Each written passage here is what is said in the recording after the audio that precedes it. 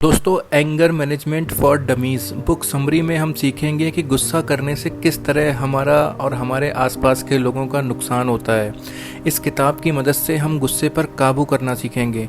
यह किताब हमें तनाव से लड़ने के तरीके के बारे में बताती है और साथ ही कुछ ऐसी आदतों के बारे में बताती है जिसे अपना कर हम अपने गुस्से और तनाव को काबू कर सकते हैं।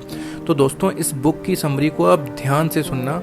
आप भी गुस्सा और तनाव पर अगर अपना काबू पाना चाहते हैं तो सबसे पहले खुद से ये सवाल पूछें, क्या आप आसानी से अपना आपा खो देते हैं?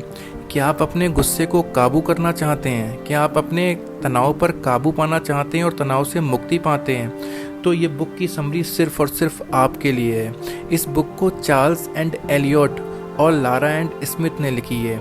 चार्ल्स एच एलियट को साइकोलॉजिस्ट वे लोगों को भावनाओं पर काबू पाना सिखाते हैं और एक बेहतर ज़िंदगी की तरफ जाने से उनकी मदद करते हैं। वे एकेडमी ऑफ काउंटिंग थेरेपी के फाउंडर्स में थे एक हैं। लॉरा एल स्मिथ भी एक मनोवैज्ञानिक हैं जिनका मनोविज्ञान में बहुत बड़ा योगदान रहा है। वे न्यू मैक्सिको साइकोलॉजिकल एसोसिएशन की प्रेसिडेंट हैं। उन्होंने दुनिया भर के लोगों को दिमाग की सेहत का ख्याल रखने के तरीकों के बारे में बताया है। तो दोस्तों, आज के युग में हम खुद को समय नहीं दे पा रहे हैं। हम पैसों और कामयाबी के पीछे इसलिए भाग रहे हैं क्योंकि उनमें हमें बहुत सारी सुविधाएं मिल सकती हैं, लेकिन हम उनके पीछे भागने में यह भूल गए हैं कि हमारी ज़िंदगी का असली मकसद खुशी पाना है। यही तनाव और गुस्से की वजह है। गुस्सा करने से सिर्फ आपका ही नहीं, आपके परिवार और आपके आसपास के लोगों का भी नुकसान होता है। जो लोग हर वक्त गुस्सा करते रहते हैं उनके पास कोई नहीं रहना चाहता, इसलिए इसे काबू करना बहुत ज़रूरी है। यह किताब हमें बताती है कि किस तरह से हम अपने गुस्से पर काबू पा सकते हैं। इसके अलावा इस किताब से हम यह भी जानेंगे कि तनाव का हमारी सेहत पर क्या असर होता है और किस तरह से हम इससे छुटकारा पा सकते हैं।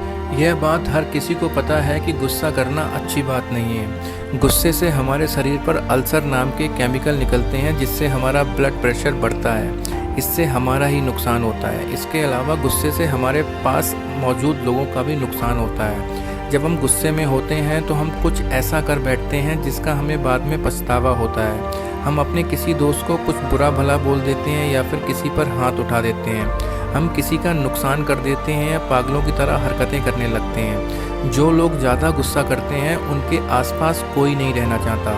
कुछ लोग अपने गुस्से को किसी दूसरे पर उतार देते हैं। वे किसी दूसरे से किसी बात पर गुस्सा होते हैं लेकिन किसी और पर अपना गुस्सा दिखाते हैं। इन सभी बातों को आपको यह पता चल गया कि गुस्से से कितने नुकसान हो सकते हैं, लेकिन हर एक चीज़ का एक दूसरा पहलू भी होता है।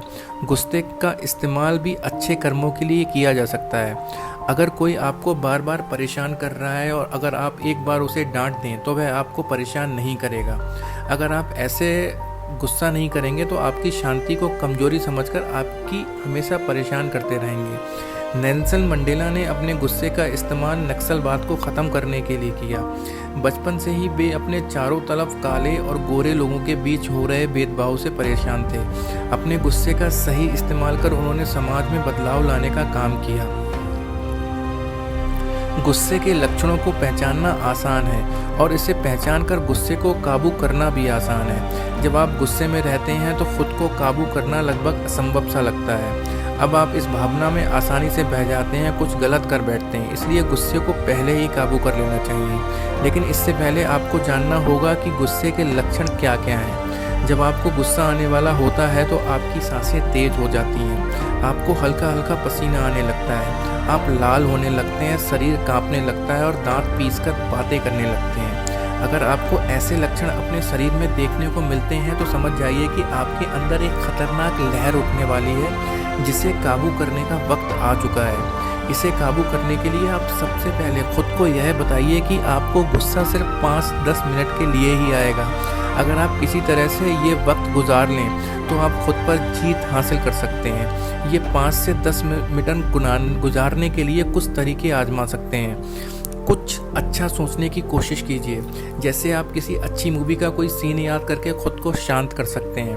100 से उल्टी गिनती गिनना शुरू कीजिए या सामने वाले के चेहरे के धब्बों को गिनना शुरू कीजिए। एक पैर पर कुछ देर के लिए खड़े हो जाइए। अगर आप कहीं ट्रैफिक में फंसे हुए हैं और आपको गुस्सा आ रहा है तो आप अपना मनपसंद गाना सुन सकते हैं। कोई भी ऐसा काम कीजिए जिससे आपका ध्यान बट जाए। दोस्तों, हम में से हर किसी के साथ कुछ ऐसी बातें होती हैं जिन्हें बर्दाश्त करना बहुत मुश्किल होता है। अगर हम उन्हें सुधारने के लिए कुछ नहीं कर पाते तो हमें गुस्सा आने लगता है। ऐसी बातों के बारे में बार बार सोचकर हम अपने गुस्से को बढ़ा देते हैं, फिर इस पर काबू कर पाना मुश्किल हो जाता है। जब हम किसी ऐसी बात को बार बार सोचते हैं तो इसके साथ ही हमारे दिमाग में गुस्से को बढ़ाने वाली बहुत सी बातें आने लगती हैं। मान लीजिए कि आप कहीं ट्रैफिक में फंस गए जिससे आप अपने काम के लिए देर हो गए। जब आप देर से पहुंचे तो आपके बॉस की डांट खानी पड़ी।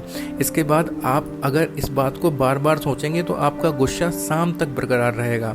आप शाम को अपने परिवार वालों पर भी गुस्सा करेंगे और रात को सोते वक्त खुद से कहेंगे कि आज का दिन बहुत ख़राब था।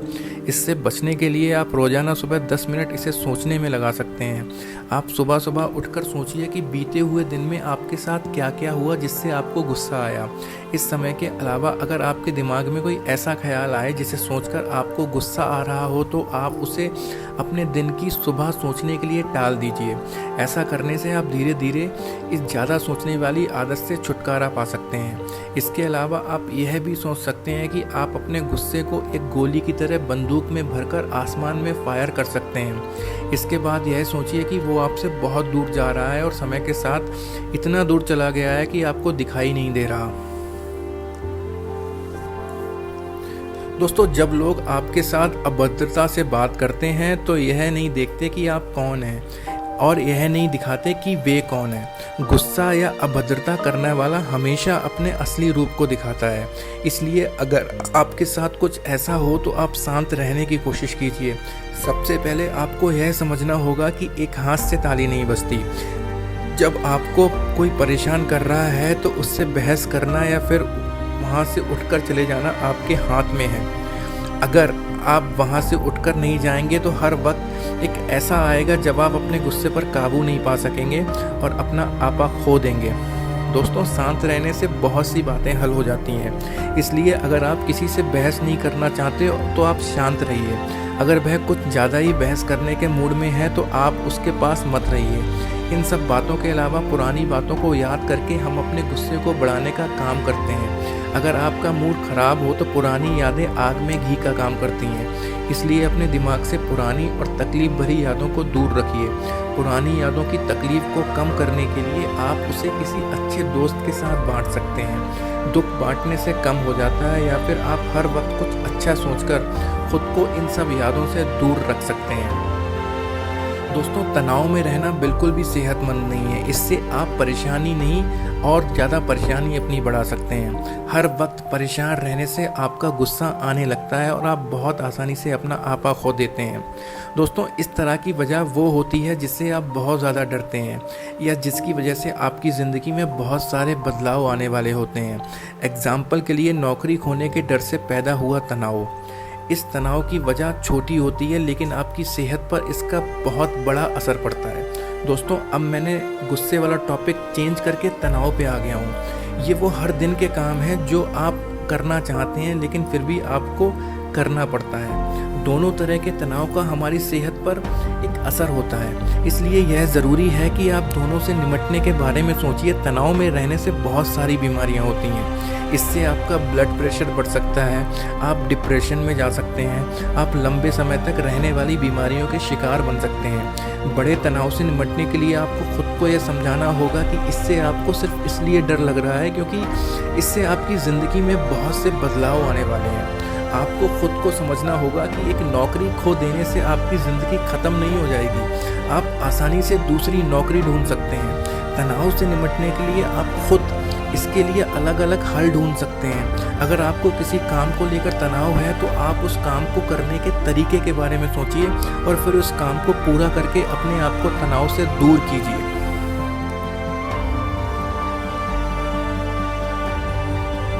अगर आप रात में अच्छे से सो नहीं पा रहे हैं तो आप तनाव और गुस्से की वजह ही हो सकती है। कम सोने की वजह से आप आसानी से अपना आपा खो देते हैं। इसकी वजह से आप तनाव में रहते हैं जिससे आप अपना रोज़ का काम भी अच्छे से नहीं कर पाते।